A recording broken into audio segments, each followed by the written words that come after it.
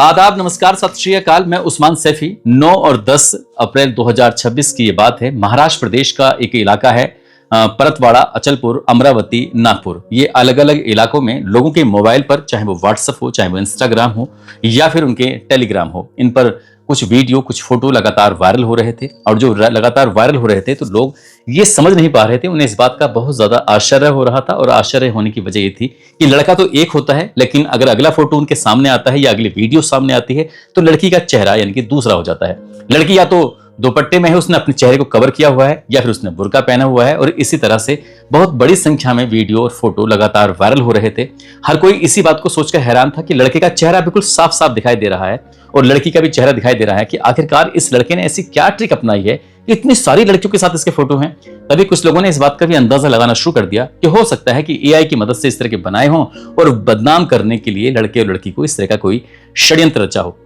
लेकिन जब लगातार लोगों में चर्चा का विषय बन जाता है, क्योंकि ये मामला अमरावती जिले में ज्यादा चर्चित हो जाता है और इसलिए पुलिस वहां की संज्ञान लेती है। जो बड़े बड़े अधिकारी होते हैं पुलिस के, जब वहां तक बात पहुंच जाती है, उन्होंने गोपनीय ही रूप से अपने ही सोर्सेस को लगा दिया, अपने मुखबिरों को लगाया और मुखबिरों से यह पता करने की कोशिश की कि आखिरकार ये मामला कहाँ का है। क्योंकि इस क्षेत्र के अलावा बहुत ज्यादा और लोगों के पास ये वीडियो पहुंच नहीं रही थी और इन लोगों के आसपास मोबाइलों में लगातार वायरल हो रही थी, चाहे वो इंस्टाग्राम के माध्यम से हो या टेलीग्राम के माध्यम से हो या फिर व्हाट्सएप के माध्यम से हो।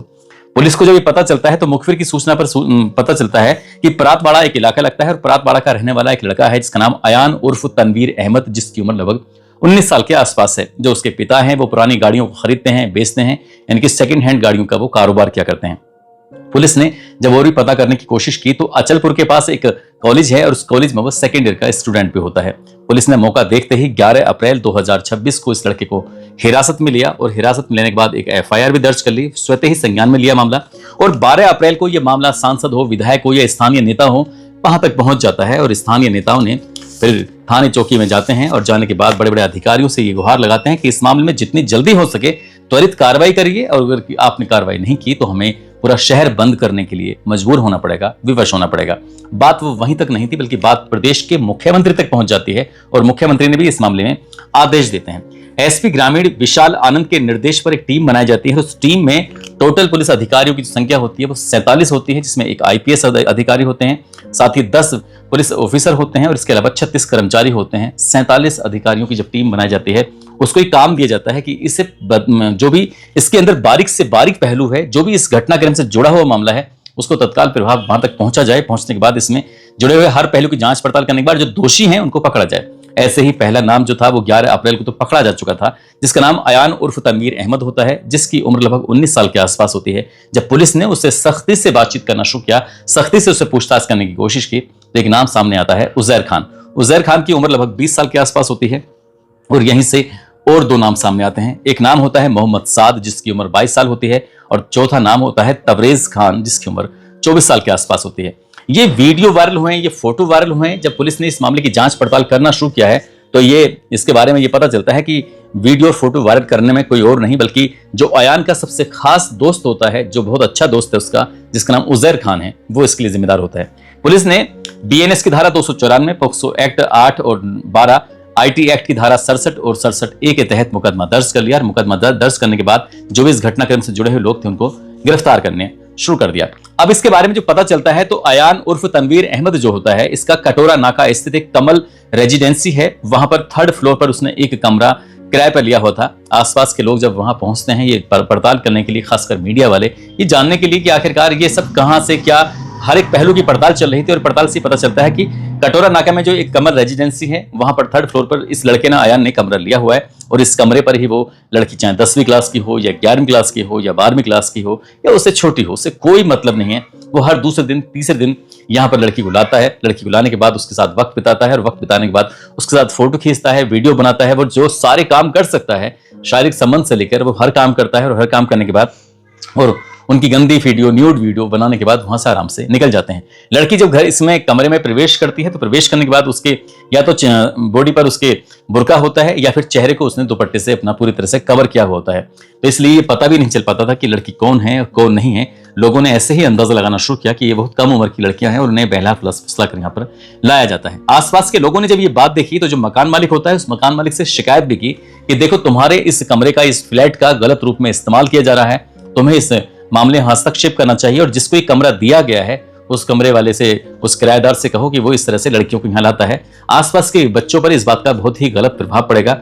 लेकिन मकान मालिक को मतलब था, यानी कि फ्लैट के मालिक को सिर्फ और सिर्फ पैसे से मतलब था। उसने इस बात को सुना जरूर, लेकिन सुनने के बाद उसने इस बात को अनसुना कर दिया। और जैसे ये वीडियो वायरल हुए थे तब स्थानीय लोगों ने इस बात पर ऐतराज किया था कि पुलिस ने जब कमरा दिलवाने यानी फ्लैट दिलवाने वाले को पार्टी बनाया है तो जिसके फ्लैट में ये गंदा काम हो रहा था उसको पार्टी क्यों नहीं बनाया। अब जब मामले की जांच पड़ताल होने शुरू होती है, मीडिया में रिपोर्ट आनी शुरू हो जाती है, तो ये पता चलता है कि इसने पहली बार जब एक लड़की को लिफ्ट दी थी, जिसका नाम अयान होता है, अयान उर्फ तनवीर अहमद ने, तो पहली बार उस लड़की को लिफ्ट देने के बाद उससे दोस्ती हो जाती है। जब दोस्ती बहुत ज्यादा गहरी हो जाती है उस लड़की से, 2-3 दिन की ही अंतराल में, 2-3 दिन तक ये अपने खास दोस्त उजैर से थोड़ा दूर रहता है। और इसी बीच में उजैर ने 2-3 दिन दूर रहने का जो उससे कारण पूछा तो उसने फिर आखिरकार अपने बारे में वो बता ही दिया कि उसकी एक गर्लफ्रेंड बन गई है, उसके साथ उसने थोड़ा सा वक्त बिताया है। उसका फोटो, उसका वीडियो जब उसने उजैर को दिखाया तो उजैर को इस बात पर बड़ी हैरानी भी होती है। एक अखबार, जो चर्चित अखबार है नेशनल लेवल का, उस अखबार में यह भी दावा किया गया है कि उजैर और अयान के अंदर एक कॉम्पिटिशन की भावना पैदा हो जाती है और कहते हैं कि देख तूने ऐसी गर्लफ्रेंड बनाई है, मैं इससे भी ज्यादा सुंदर गर्लफ्रेंड बनाऊंगा।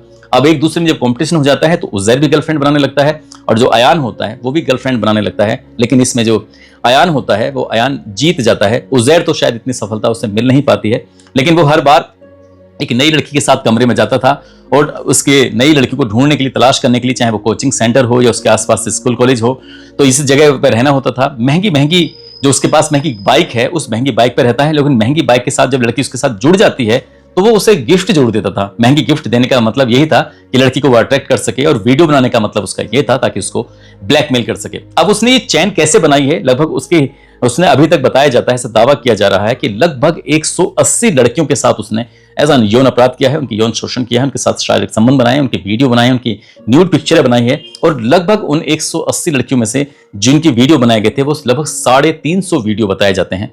इसी बीच में जो उजैर होता है वो उजैर को हर बार एक नई वीडियो दिखाई जाती थी और उजैर इस बात से बड़ा खुश भी होता था, लेकिन कहीं ना कहीं उसे तकलीफ भी होती थी।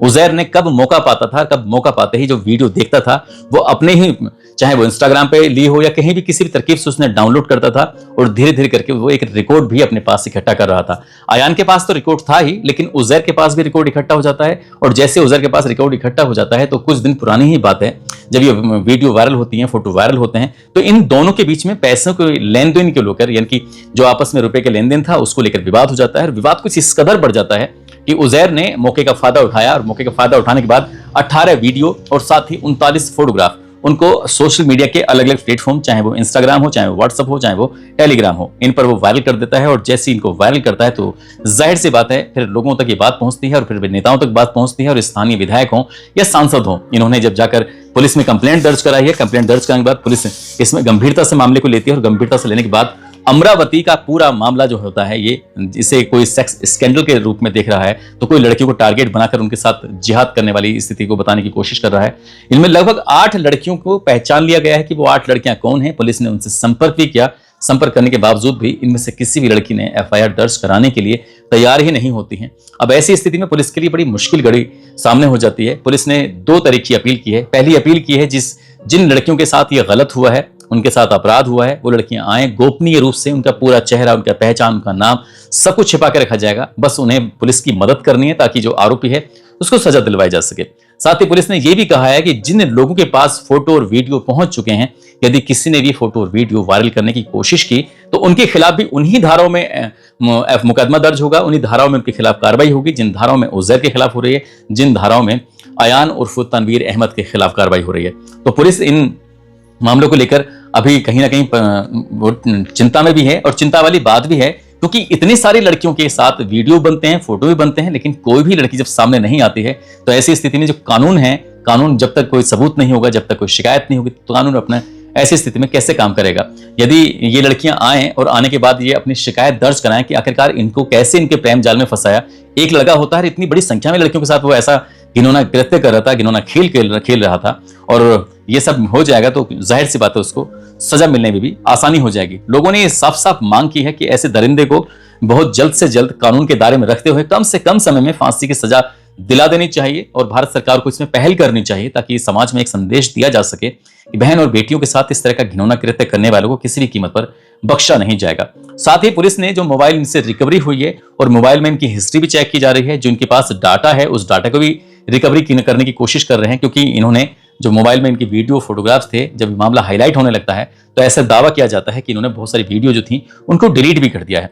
और ये भी बताया जा रहा था कि जब निकाय चुनाव चल रहे थे महाराष्ट्र प्रदेश के अंदर, तो एक राजनीतिक पार्टी है जिसका नाम है AIMIM, जो असुद्दीन ओवैसी की पार्टी है। उस पार्टी में ये कुछ समय के लिए IT सेल का भी इसने काम देखा था, जो महाराष्ट्र में नगर निकाय के चुनाव चल रहे थे। तो ऐसी स्थिति में जब उनकी पार्टी से पूछा जाता है तो उन्होंने साफ साफ कहा कि हमारी पार्टी के लिए इसने कुछ दिन काम जरूर किया था, लेकिन अब फिलहाल हमारी पार्टी में नहीं है। जब ऐसी स्थिति आती है तो जितनी भी राजनीतिक पार्टियां होती हैं वो एकदम पड़ला झाड़ लेती हैं। ये लड़ाई उसकी फिर व्यक्तिगत लड़ाई होती है। हालांकि मीडिया में काफी शोर मच रहा है और मीडिया में ये भी शोर मच रहा है कि इस आरोपी को कम से कम समय में सजा दिलाने की कोशिश करें, ताकि संदेश जा सके, एक मैसेज जा सके समाज में कि ऐसे बुरे काम करने वालों के साथ बुरा ही होना चाहिए।